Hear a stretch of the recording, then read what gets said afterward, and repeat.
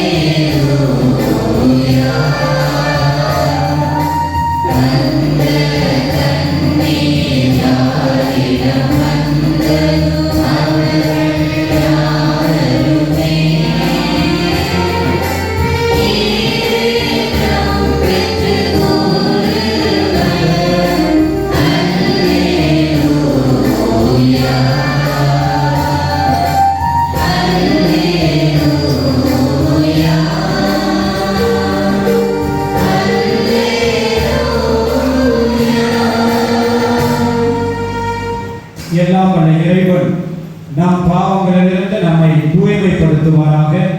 இந்த நற்கருணை கொண்டாட்டத்தின் வழியாக அவர் நம்முடைய ஆட்சியின் விருதில் பங்கு கொள்ள தகுதி பெற செய்வாராக.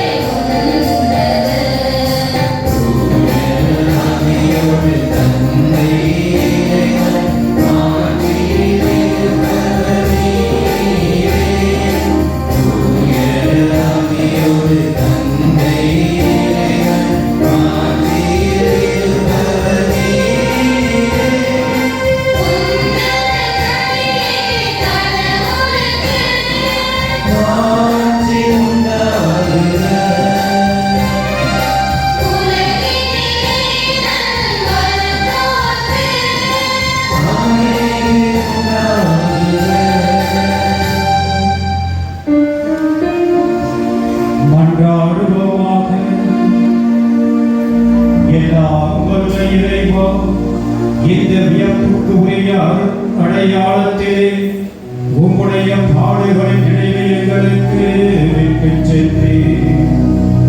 உம் திருவுடல் திரு ரத்தமாகியவற்றின் தூய மறைபொருளை வணங்கும் நாங்கள் உமது மீட்பின் பயனை இடைவிடாமல் துய்த்து உணர அருள் புரிவீராக.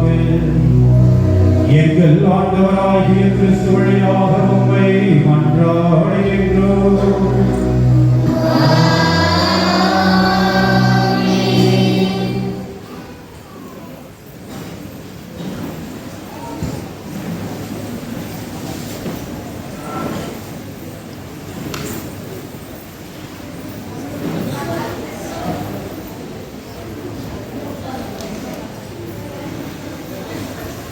முதல் வாசகம்.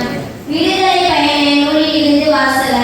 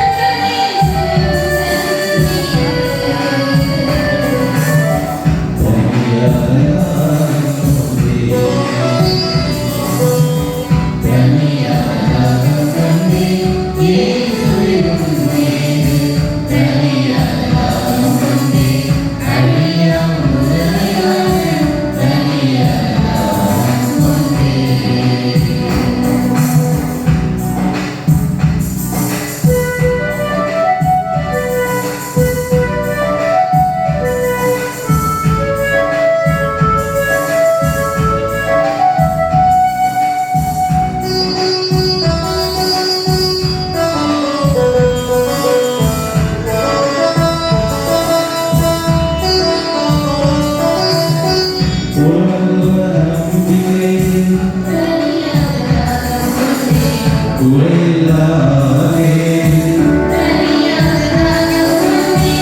ஓசி இறைமயத்தில் நோயாய் நீரே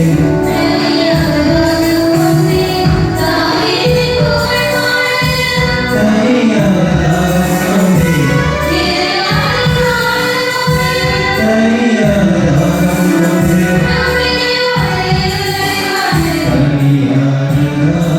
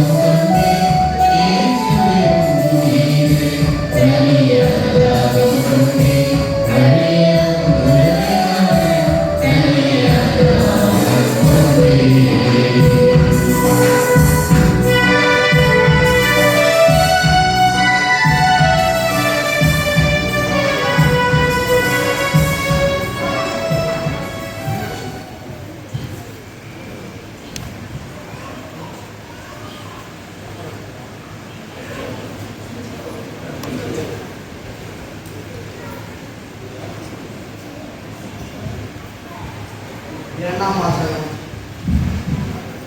வாசகம் புனித பவுல் துறவிற்கு எழுதிய முதல் திருமுகத்திலிருந்து வாசகம். அதிகாரம் 4 வசனம் 1 முதல் 6 வரை. சகோதர சகோதரிகளே, நீங்கள் கடவுளுக்கு உகந்தவராய் வாழ முறை எங்களிடம் கற்றுக்கொண்டீர். அப்படியே வாழ்ந்து வருகிறீர்கள். இதில் இன்னும் முன்னேற வேண்டுமானால் ஆண்டவராகிய இயேசுவின் பெயராலே உங்களிடம் இறுதியாக கேட்டுக்கொள்கிறோம். ஆண்டவராகிய இயேசுவின் பெயரால் நாங்கள் உங்களுக்கு கொடுத்த கட்டளையை நீங்கள் அறிவீர். நீங்கள் தூயவரோடு கடவுளுக்கும் திருமணமாய் பார்த்தாமை நீங்கள் தவிர்க்க வேண்டும்.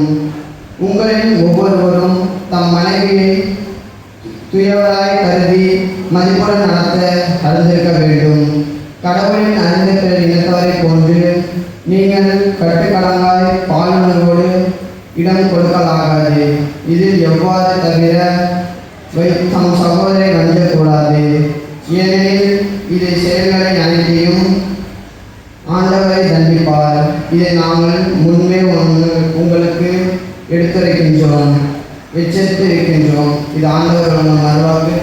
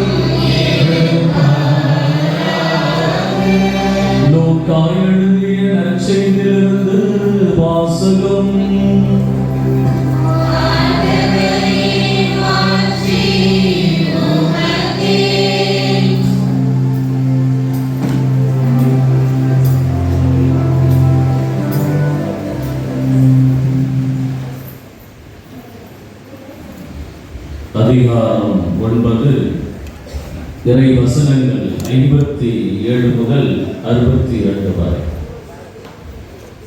அவர்கள் வழி நடந்தபோது ஒருவர் அவரை நோக்கி, நீர் எங்கே சென்றாலும் நானும் உம்மை பின்பற்றுவேன் என்றார். இயேசு அவரிடம், நரிகளுக்கு பதுங்கு குழிகளும் வானத்து பறவைகளுக்கு கூடுகளும் உண்டு, மானிட மகனுக்கோ தலை சாய்க்க கூட இடமில்லை என்றார். இயேசு மற்றொருவரை நோக்கி, என்னை பின்பற்றி வாரும் என்றார். அவர், முதலில் நான் போய் என் தந்தையை அடக்கம் செய்துவிட்டு வர அனுமதியும் என்றார். இயேசு அவரை பார்த்து, இறந்தோரை பற்றி கவலை வேண்டாம், அவர்கள் அடக்கம் செய்யப்படுவார்கள். நீர் போய் இறையாட்சியை பற்றி அறிவியும் என்றார்.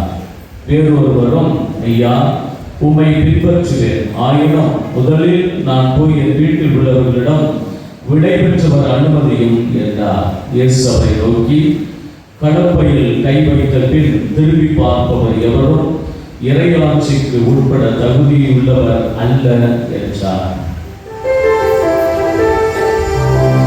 ஆண்டவரின் நல்வாக்கு.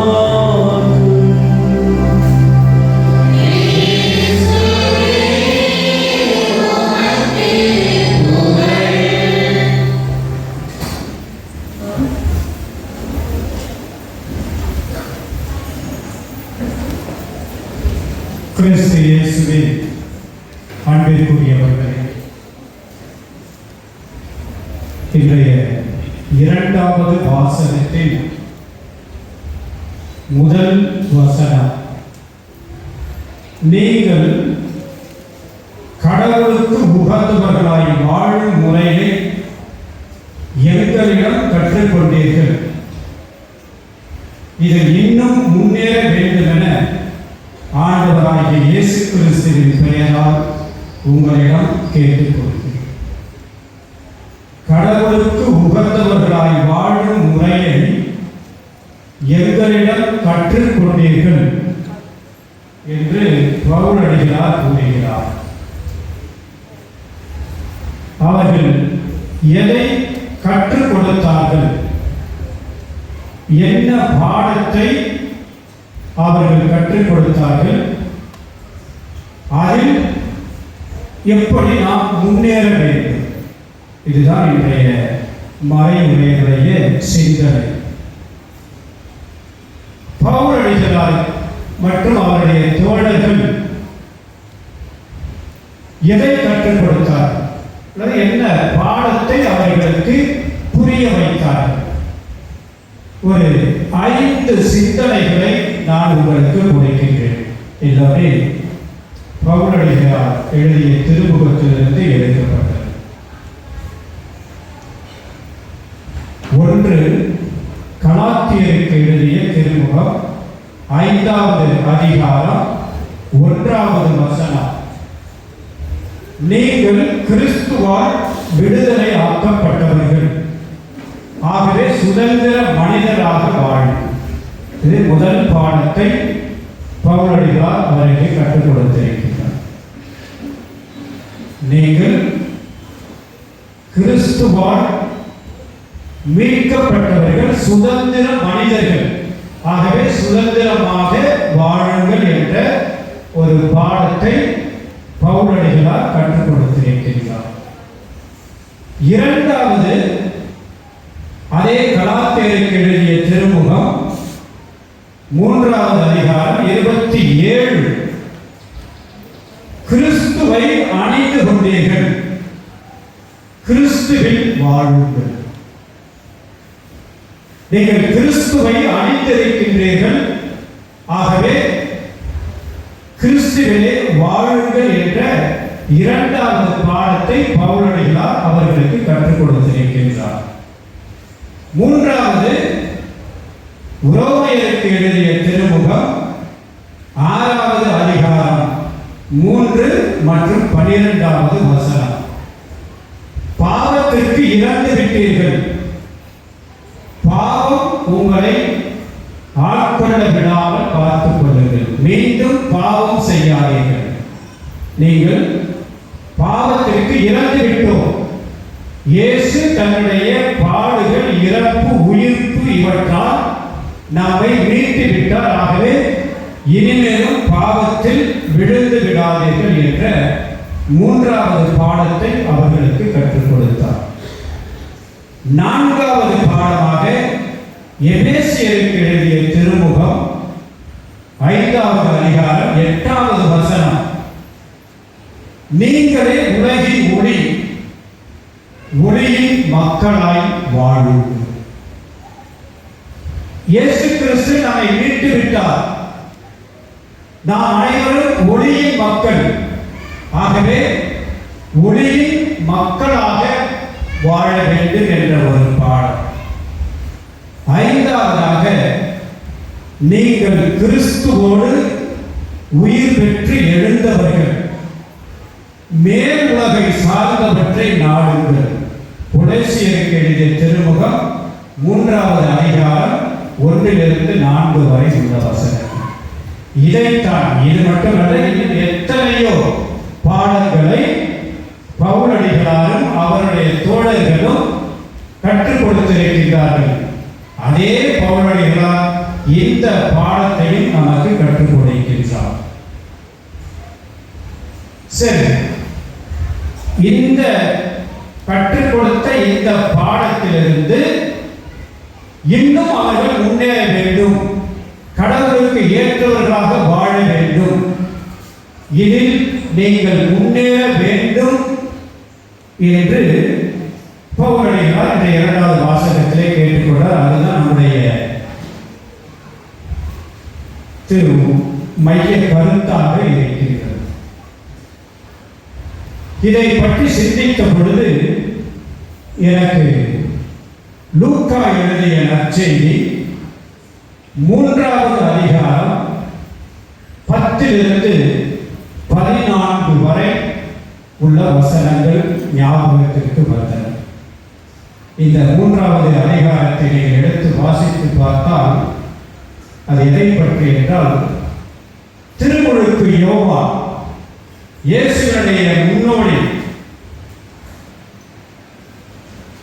அவர் பாலை நிலத்திலே மக்கள் அனைவரும் மனம் திரும்ப வேண்டும் என்று கூக்குரல் இடுகின்றார். அது மட்டுமல்ல, கோபமாகவும் சொல்லுகின்றார், விரியன் பாம்பு குட்டிகளை அடிமரத்திலே கோடாரி வைத்து விட்டது, மனம் திரும்புங்கள் என்று சொன்ன பொழுது 3 குழுக்கள் அவரிடம் வருகின்றார்கள். முதலாவதாக மக்கள் கூட்டம். அவர்கள் என்ன கேட்கின்றார்கள்? திருமுழுக்கு யோவானிடம், நாங்கள் என்ன செய்ய வேண்டும்? அதே அப்படியே பவுலடிகளார் சொல்வதோடு ஒப்பிட்டு பாருங்கள். கடவுளுக்கு ஏற்றவர்களாய் வாழ, அதனை முன்னேற நாம் என்ன செய்ய வேண்டும்? அதை திருமுழுக்கு யோவான் சொல்லுகின்றார். 2 அங்கி உடையவர்கள் இல்லாதவரோடு பகிர்ந்து கொள்ளட்டும், அவ்வாறே உணவை உடையவரும் பகிர்ந்து கொள்ளட்டும். ஆக இன்று இன்றைய சமுதாயத்தில் இருக்கின்ற நாம் புனித பவுலடிகளால் கேட்டுக்கொண்டது போல, கடவுளுக்கு உகந்தவராய் வாழ, அதை முன்னேற நாம் என்ன செய்ய வேண்டும் என்றால் பகிர்தல். இதை நாம் கடைபிடிக்க வேண்டும். இரண்டாவதாக யார் வருகின்றார்கள்? வரி தள்ளுவோம். அவர் திருமுழுக்கு யோவானிடம் வந்து நாங்கள் என்ன செய்ய வேண்டும் என்று கேட்கின்றார்கள். அதற்கு அவர் கூறுகின்றார், உங்களுக்கு குறிக்கப்பட்ட தொகைக்கு கூடுதலாக எதையும் வரியாக வசூலிக்காதீர்கள். வரி தந்தோர் வந்து கேட்ட பொழுது இதைத்தான் சொல்லுகின்றார். அதை நம்மிடம் இன்றைய சமுதாயத்தோடு ஒப்பிட்டு பார்க்கின்ற பொழுது அதை நாம் எப்படி எடுத்துக்கொள்ளலாம்? நீங்கள் பேராசைப்பட வேண்டாம், போதும் என்ற மனமே அதுவே உங்களுக்கு போதும். பேராசைப்படாதீர்கள், அதிகமாக வரி தள்ள வேண்டாம். 3வது ஒரு குழுவினர் வருகின்றார்கள்.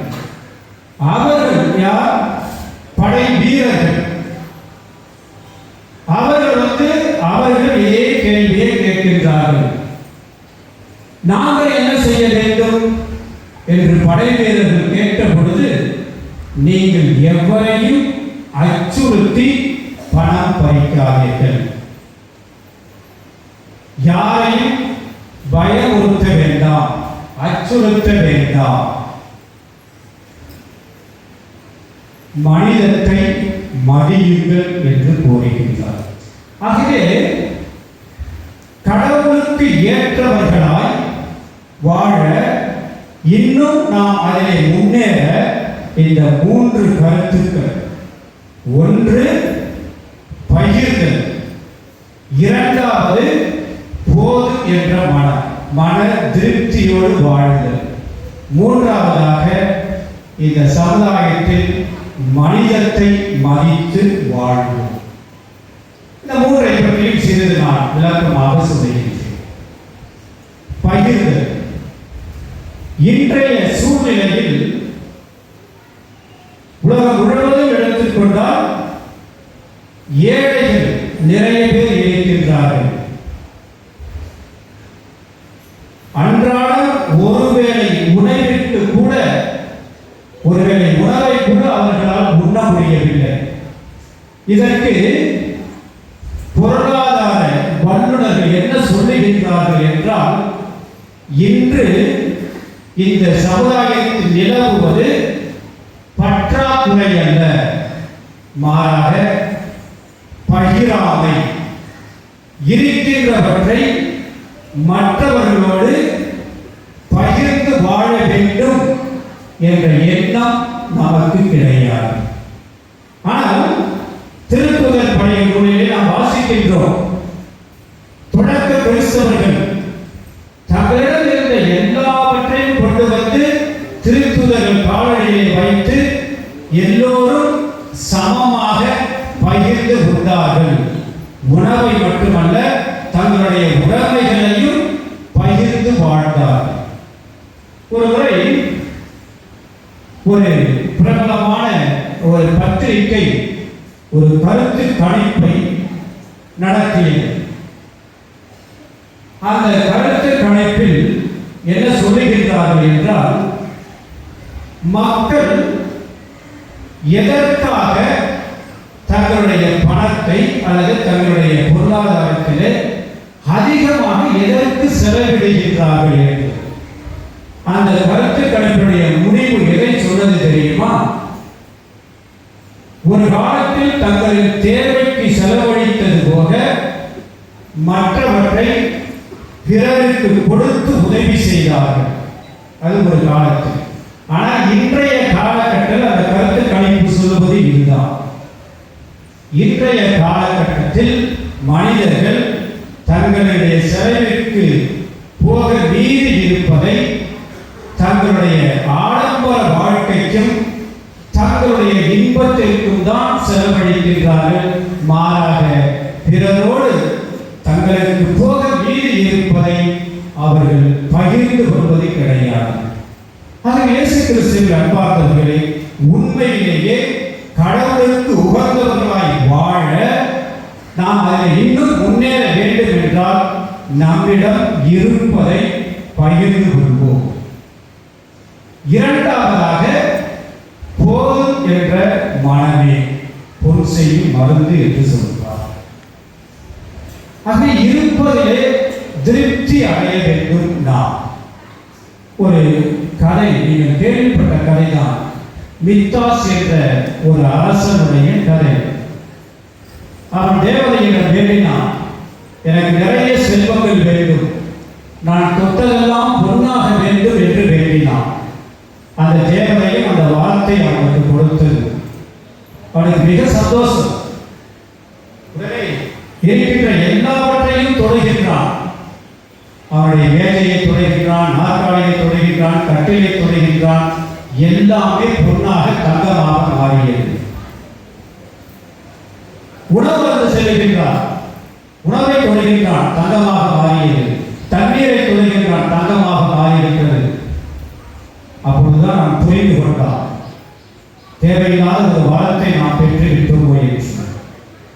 கடைசியாக தன்னுடைய அன்பர்கள் ஓடி வந்து அவரை அரவணைக்கிறார், அவளும் தங்கமாக மாறிவிடுகின்றார்.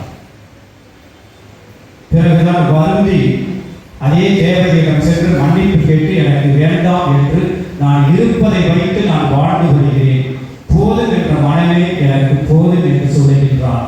அதுதான் அந்த மித்தாஸ் என்ற ஒரு அரசனுடைய கதை. பழைய கதை பெரியவர்களுக்கு தெரிந்திருக்கும். ஆகவே போதும் என்ற மனம் நமக்கு வேண்டும்.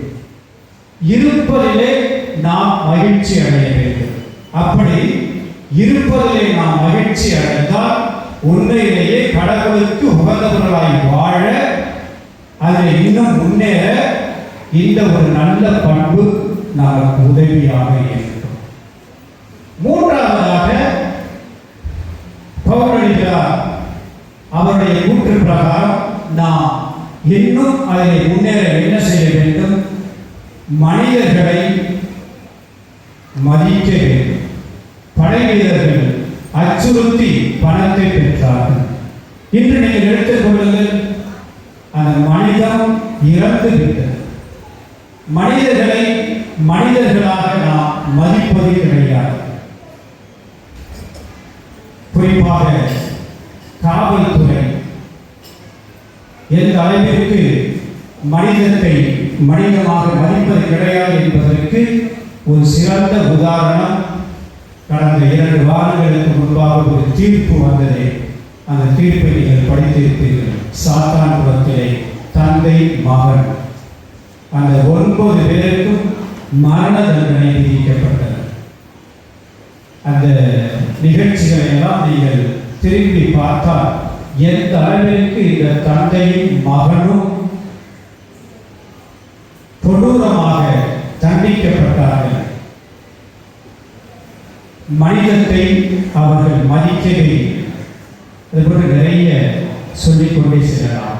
அது மட்டுமல்ல, இன்றைய ஊடகத்திலும் சரி, பத்திரிகைகளும் சரி, எத்தனை கொலைகள் நடக்கின்றன, எத்தனை பாலியல் வன்கொடுமைகள் நடைபெறுகின்றன.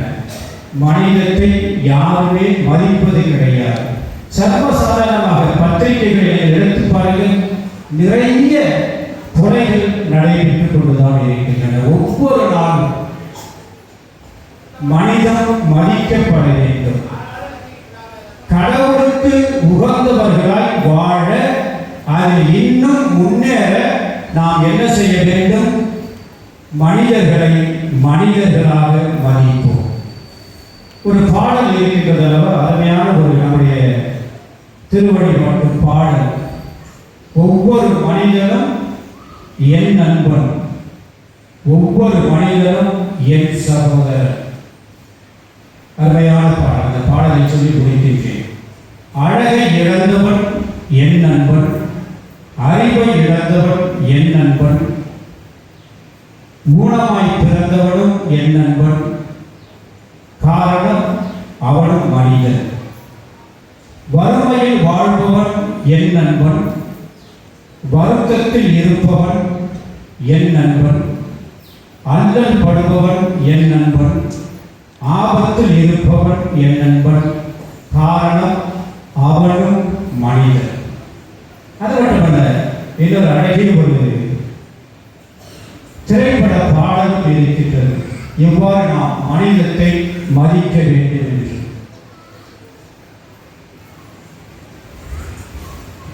பிறருக்காக கண்ணீரும் பிறருக்காக செந்நீரும் சிந்தும் மனிதன் எவனோ அவனே மனிதன். அடுத்த வீட்டில் தீப்பிடிக்க நினைப்பவன் மனிதனா, அல்லது ஓடி வந்து அணைப்பவன் மனிதனா? கொடுமை கண்டு கண்ணை மூடி கிடப்பவன் மனிதனா? கோபம் கொண்டு நியாயம் கேட்டு கொதிப்பவன் மனிதனா? கெடுப்பவன் மனிதனா? எடுப்பவன் மனிதனா? கொடுப்பவன் எவன்டா? அவனே மனிதன். மனிதன். ஆகவே சுருங்க சொன்னால், கடவுளுக்கு உகந்தவர்களாய் வாழ, அதிலே இன்னும் முன்னேற நம்முடைய வாழ்க்கையில் பகிர்தல் என்ற நல்ல பண்பை கடைபிடிப்போம். மன திருப்தியோடு வாழ்வோம். இறைவன் கொடுத்திருக்கின்ற அந்த அனைத்து பொருட்களும் போதும் என்ற மன நிறைவோடு வாழ்வோம். மூன்றாவதாக, கடவுளுக்கு ஏற்றவர்களாய் வாழ, அதிலே முன்னேற ஒவ்வொரு மனிதனையும் மனிதனாக மதிப்போம். ஏனென்றால் அவர்கள் அனைவரும் கடவுளுடைய சாயலாக படைக்கப்பட்டவர்கள். எவ்வாறு நாம் ஒவ்வொருவரும் நான் நினைக்கின்றேன் நான் கடவுளாக படைக்கப்பட்டவன் என்று, அதே போன்று அடுத்தவர்களும் கடவுளுடைய சாயலாக படைக்கப்பட்டவர்கள். அவர்களும் மனிதர்கள் என்று எல்லோரையும் மனிதர்களாக மதித்து வாழ தொடர்ந்து இந்த திருப்பணியிலே வரங்கள் வேண்டுவோம். உங்களுடைய பாதுகாவலர் கிறிஸ்து அரசர் உங்களை வழி நடத்துவாராக. ஆமென்.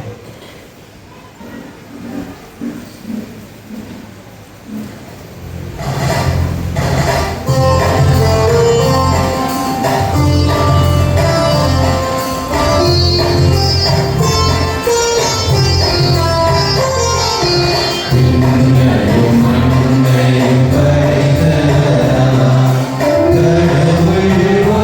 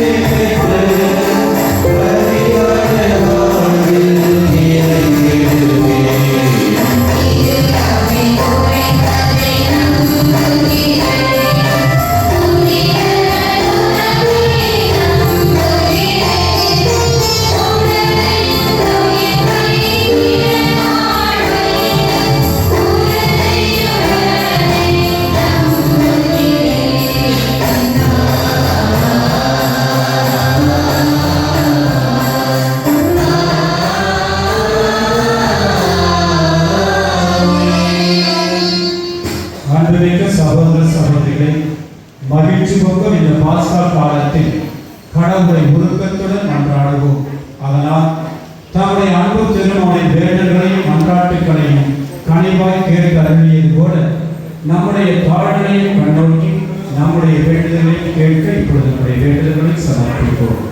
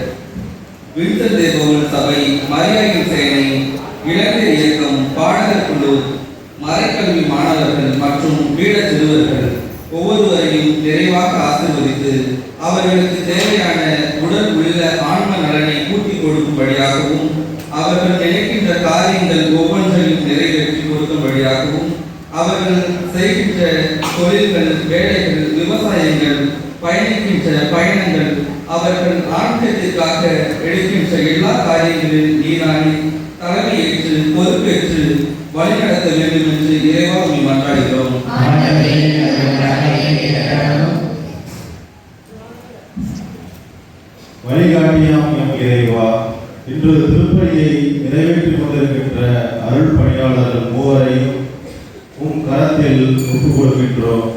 அவர்களுக்கு தேவையான உடல் உள்ள நலனை தரும்படியாகவும் அவர்கள் செய்கின்ற உம் பணியை நிறைவான ஆசீர்வாதத்தோடும் உடல் வலிமையோடும் புத்துணர்ச்சியோடும் செய்யக்கூடிய உடல் வலிமையை தர வேண்டுமாய் இறைவா உம்மை மன்றாடுகின்றோம்.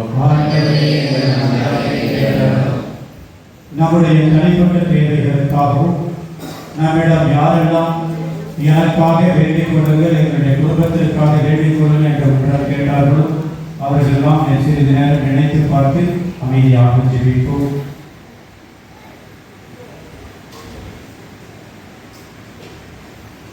இறைவா இங்குள்ள மக்களின் வாழ்வு பல்வேறு தேவைகளால் ஏற்படும் கவலைகளுக்கு உள்ளாகி இருப்பதை நீ அறிவீர்.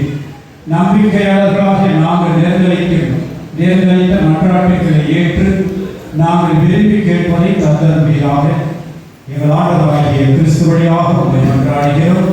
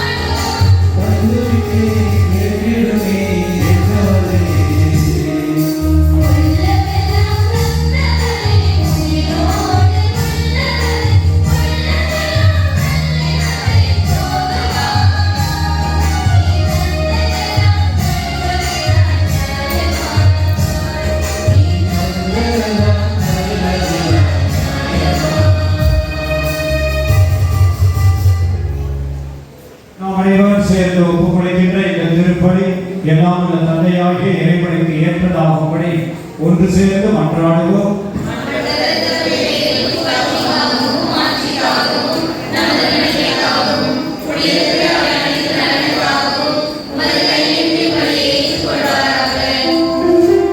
எல்லாம் வல்ல இறைவா, நாங்கள் ஒப்புக் கொடுக்க இந்த காணிக்கைகள் உமது மீட்பின் மறைபொருளை குறித்து காட்டுகின்றன. அதனால் உடைய திருவைக்கு ஒற்றுமை அமைதியாகிய கொடைகளை கனிவுடன் தந்தருளீராக. எங்கள் ஆண்டவராகிய கிறிஸ்து வழியாக உம்மை மன்றாடுகின்றோம்.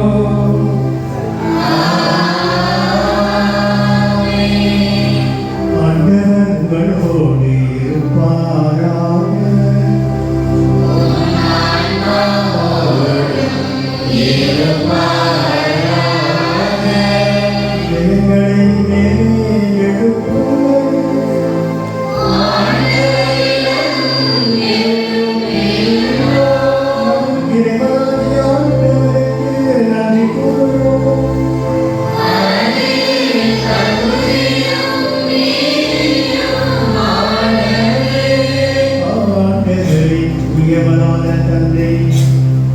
என்றும் உள்ள எல்லாம் வல்ல இறைவா, எங்கள் ஆண்டவராகிய கிறிஸ்து வழியாக என்னாலும் எவ்விடத்திலும் நாங்கள் உமக்கு நன்றி செலுத்துவது மெய்யாகவே தகுதியும் நீதியும் ஆகும்.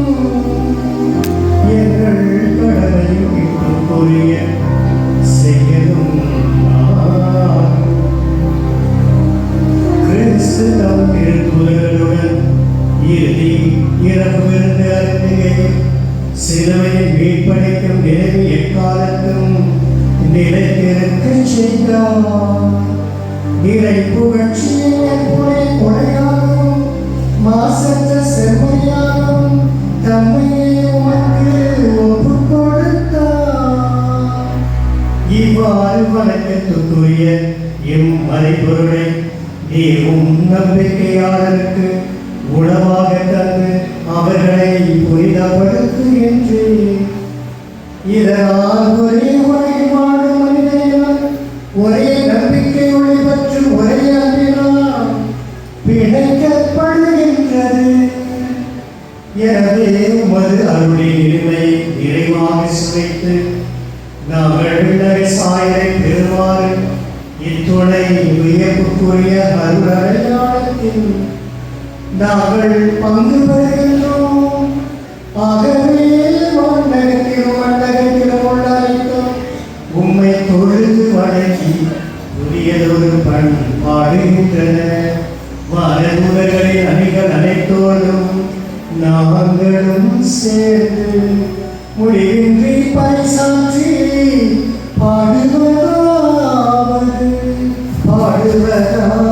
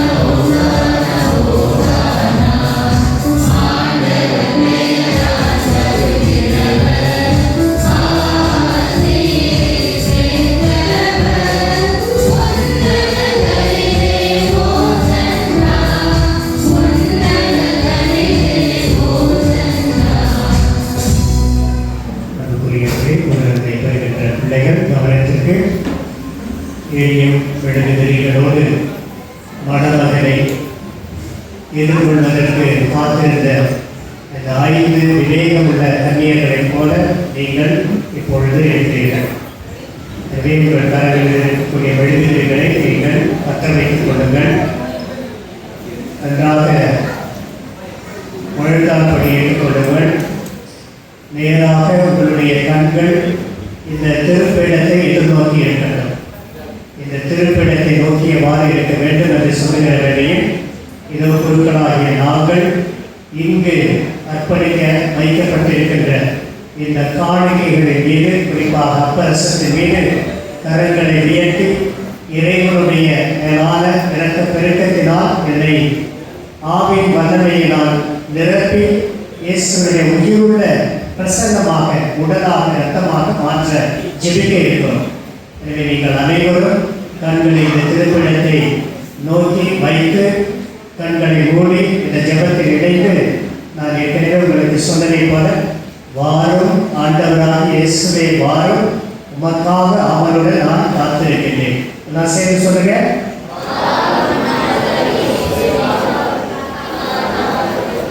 இல்லை சத்தமாக சொல்லாமே, சத்தமாக சொல்லுங்க. வாரும் ஆண்டவராக இயேசுவே வாரும், உமக்காக அவருடன் காத்திருக்கின்றேன்.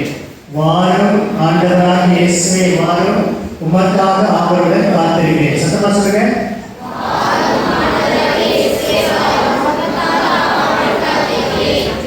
எல்லாம் இடத்தை பாருங்க. ஜெபத்தில் கண்களை கூடி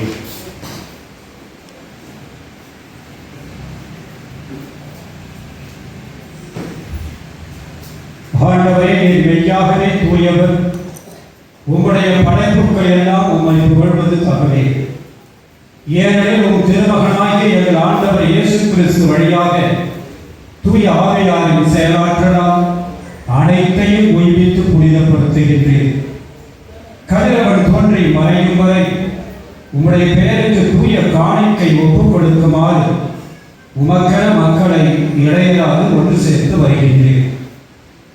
எனவே ஆண்டவரே, உமக்கு அர்ப்பணிக்க நாங்கள் கொண்டு வந்துள்ள இந்த காணிக்கைகளை அதே தூய ஆவியால் தூய்மைப்படுத்த உம்மை தாழ்மையுடன் வேண்டுகின்றோம். இவ்வாறு உம் திருமகனாகிய எங்கள் ஆண்டவர் இயேசு கிறிஸ்துவின் உடலாகவும் இரத்தமாகவும் இவை மாறுபடவாக. அவர் பணித்தவாறே இந்த மறை நிகழ்ச்சிகளை நாங்கள் இப்பொழுது இங்கு கொண்டாடுகின்றோம். ஏனெனில் அவர் காட்டிக் கொடுக்கப்பட்ட இரவில் அப்பத்தை எடுத்து உமக்கு நன்றி செலுத்தி ஆசி வழங்கி அதை பிட்டு தம் சீடர்களுக்கு அளித்து அவர் கூறியதாவது: அனைவரும் இதிலிருந்து பெற்று உண்ணுங்கள், ஏனெனில் இது உங்களுக்காக கையளிக்கப்படும் என் உடல்.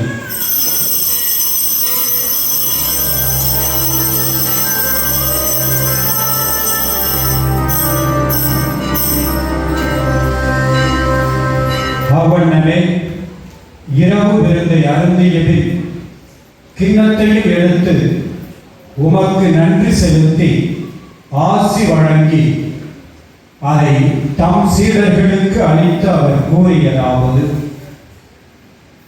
அனைவரும் இதிலிருந்து பெற்று பருகுங்கள், ஏனெனில் இது புதிய நிலையான உடன்படிக்கைக்கு உரிய என் இரத்தத்தின் கிண்ணம். இது பாவ மன்னிப்புக்கென்று உங்களுக்காகவும் பலருக்காகவும் சிந்தப்படும். இதை என் நினைவாக செய்யுங்கள்.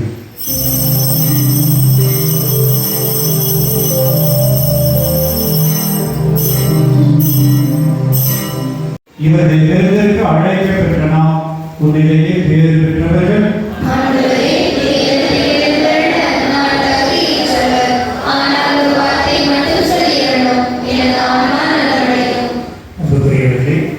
இப்பொழுது திருநன்மை வருகின்ற இந்த குழந்தைகளுக்கு அப்பரசத்தில் அவர்களுக்கு திருவிருந்தாக வழங்கப்படும். அந்த திருவிருந்தை பெற்ற பின் அவர்கள் சென்று முழந்தால் படித்து ஜெபிப்பார்கள். மற்றவர்களுக்கு அரிசுவதைகள் மறக்காதையும் நன்மை வழங்குவார்கள். அந்த யோசிப்பு புனித திருத்துதர்கள், மாட்சிமிகு மறைசாட்சியர், மற்ற புனிதர்கள் அனைவரோடும் நாங்கள் உரிமை பெற்றது தகுதியுடையோராக. இவர்களின் வேண்டுதலால் நாங்கள் என்றும் ஒரு உதவியை பெறுவோம் என்ற உறுதியோடு இருக்கின்றோம். ஆண்டவரே, எங்களை ஓடு புறமாக்கும் வழி உலகுக்கெல்லாம் அமைதி மீட்பும் தர வேண்டும் என்ற வச்சானதும் இவ்வுலகில் பயணம் செய்வது திரு அவையை சிறப்பாக ஓம் அடியாராக எங்கள் திருத்தந்தை லியோ, எங்கள் ஆயர் சபையராஜ், ஏழை ஆயர்கள், திருநிலையினர் மற்றும் சொந்தமான மக்களாகிய அனைவரையும் நம்பிக்கையிலும் அன்பிலும் உறுதி பெற செய்கிறார்கள். நீர் விரும்பியபடி திருமணம் இருக்கின்ற இக்குடும்பத்தின் வேண்டல்களுக்கு கனிவுடன் சிகிச்சால் தரடம். கனிவுள்ள தந்தையே, எங்கும் சிதறுவதற்கும் உடைய பிள்ளைகளை கனிவுடன் உம்மோடு சேர்த்துக் கொள்ளும். இறந்து போன எங்கள் சகோதர சகோதரர்களையும் போதவர்களால் உலகை விட்டு சென்ற அனைவரையும் ஒரு ஆட்சியில் கனிவுடன் என்றும் நாங்கள் வந்து சேர்ந்து அவர்களோடு ஆட்சியை என்றும் மனநிலை வாழ்வோம் என எங்கள் ஆண்டவராகிய கிறிஸ்து வழியாக எதிர்நோக்கி இருக்கின்றோம். இவர் வழியாக நீர் உலகிற்கு எல்லா நன்மைகளையும் வாரி வழங்குகின்றேன்.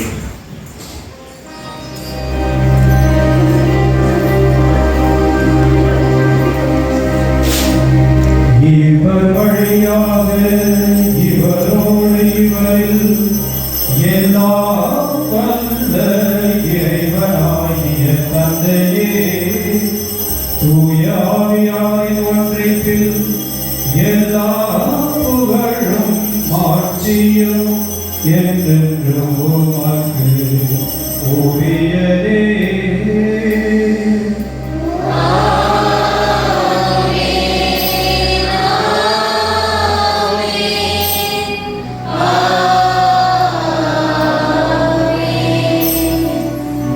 உமதின் கட்டளையால் கற்பிக்கப்பட்டு இறை படிப்பினையால் பயிற்சி பெற்ற நாம் துணிந்து பாடுவோம்.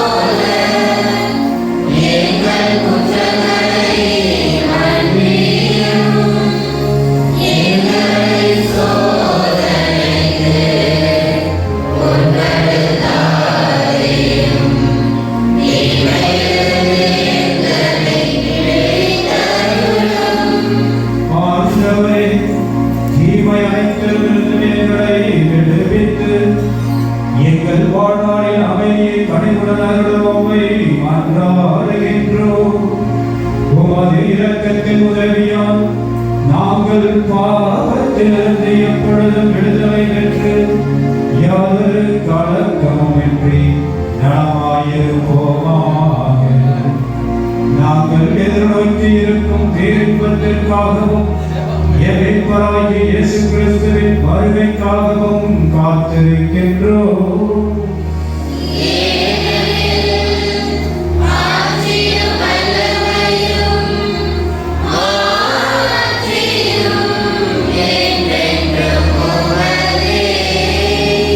ஆண்டவரே இயேசு கிறிஸ்துவே, அமைதியை உங்களுக்கு விட்டுச் செல்கின்றேன், என் அமைதியையே உங்களுக்கு அளிக்கின்றேன் என்று திரு தூதர்களுக்கு மொழிந்தேன். எங்கள் பாவங்களை பாராமல் உமது திரு அவையின் நம்பிக்கையை கண்ணோக்கி உம்முடைய விருப்பத்திற்கு ஏற்ப அதற்கு அமைதியையும் ஒற்றுமையையும் அளித்தருள்வீராக. என்றென்றும் வாழ்ந்து ஆட்சி செய்கிறவர் நீரே. ஆண்டவருடைய சமாதானம் உங்கள் அனைவரோடும் என்றும் இருப்பதாக.